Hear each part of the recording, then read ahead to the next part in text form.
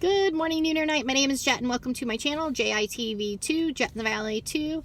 So, this is about acknowledging cognitive dissonance. Okay, cognitive dissonance is when you have two opposing ideas, two things that could be true or that you think are correct in your mind, but they oppose each other.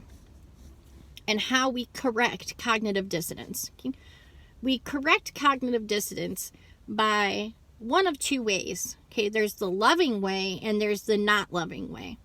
Okay, love and life and truth are interchangeable. There is an opposing force that I call anti-love commonly. It's the force that is opposing love and it goes against love. The loving way to solve cognitive dissonance is to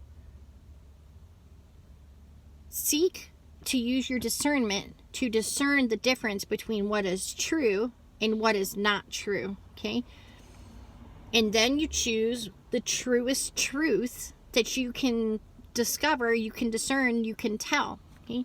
And you choose that, and then you reconfigure your life and your understanding on the truest truth that you have used your free will to discern that it is true, okay? The anti-love way to solve cognitive dissonance is to have your two ideas, right? And the anti-love way is to choose the easiest route. We'll choose the easy way out, which means you're going to pick the choice within yourself, the idea that requires the least amount of work on your part, okay? So you just want the easy way. You want to not experience this cognitive dissonance where there's two things going against each other in your brain, both true, but they can't both be true, so you have to pick one or the other. Many times we pick the one, screw it, like I can't deal with that right now, I can't deal with that. So you just pick whichever one is easier to remember or easier to assimilate into your system. Understanding what we do with information within ourselves, okay? All kinds of information. What we see, we hear, even things we speak, we watch on TV, we watch in real life, anything. That is a type of information, okay? We are like like a computer. Our system is very much like a computer. And our eyes and our ears and our smells and our taste and all of these things are interpreting information, okay? So that's why we're supposed to be careful what we see, what we hear, and the words that come out of our mouth. All of those things we're supposed to guard because it's information. Now, when you say it out of your mouth, that is the potential for someone else to hear what you have had to say. Therefore, they are taking it into their system. We are separate systems, but we were all interconnected. Okay, we are in Earth. That is an accurate and a true way to say where we are. We are in Earth. We are in a system, okay?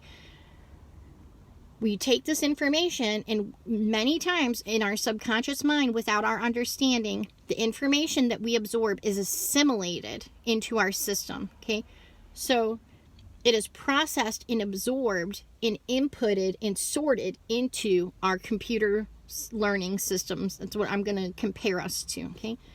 So when you say something like, you say something nasty, someone hears it, they take that into their system, and that is assimilated into their system, okay? Especially instances and circumstances and situations. That's why watching things on TV, especially before the age of 7, little kids can't tell the difference between what's real and what's not real. Many adults, we think that we can, but we can't. It's not an inherent thing, okay? Because it's all new. People don't think about that. Like, what you see, you absorb, and then you assimilate into your system whether you want to or not, okay? So if you see something crazy on TV and you're super shocked and freaked out, and it goes in and it's assimilated, if you see that in real life, you're not as shocked, okay? Because now you have assimilated that information already, and now it's normalized to a degree. I'm not saying it all the way, but now that is a normal thing. You've seen it, you've assimilated the information, and you've collected it, and now that's the system. So it's called normalization. And that's been happening for as long as all of created history. And it's been expedited with the use of screens and images and television media, movies. You know, they used to do it with just plays. You can look at Shakespeare. Most of everything that Shakespeare wrote or the other people wrote, they're anti-love. It's anti-love. Okay, so they wanted to input the idea of anti-love as to be normal. Okay, Romeo and Juliet is not love. Okay, it's not. Love is love and life are interchangeable terms. Okay, what they were doing, the lying to the parents and hiding and all of those things, they're anti-love. They killed themselves. Okay, that's anti-love. Everything about the old things, there's nothing new under the sun. So when the anti-love team, the systems and the people and the force that go against love, the opposing love, they simply used what they had available to try to input the anti-love into the atmosphere. Okay, so now they use television, now they use music and all of those things. It's very easy to do so. Therefore, it's very easy to manipulate a set of people who don't understand how the nature of reality functions. So that's what I'm here trying to do, is trying to share how the nature of reality actually functions. People don't understand how the mind and the body operate. And why do you think we go to public schools for 12 years and we have a half of year of health class, so-called health class? They don't teach us what we need to know to function at full capacity and high capacity to thrive. Okay, we have a 12-year school system that everybody mandatorily has to pay money to, yet they don't teach us about our mind and our body, how it functions, how to eat right, about food, water, and shelter. They don't teach us how to appropriately communicate or conflict problem solving skills or anything. Okay, people are slowly but surely coming to acknowledge what is happening in America. I don't know about other countries. I can simply speak of in here.